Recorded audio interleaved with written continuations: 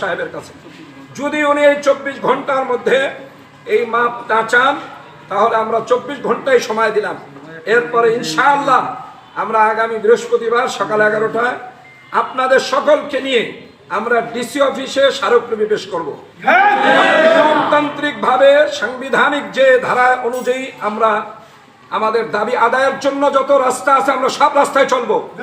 শেষ পর্যন্ত যদি না হয় তাহলে আমরা আঙ্গুল বেঁকা করতেও জানি।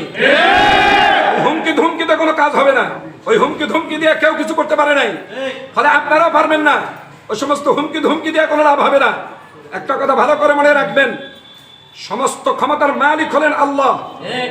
এই যে হাতি দেখবেন, হাতির উপরে ছোট্ট একটা মাহুর হাতিটাকে চালায়, ছোট্ট একটা লোক হাতিটাকে চালায়।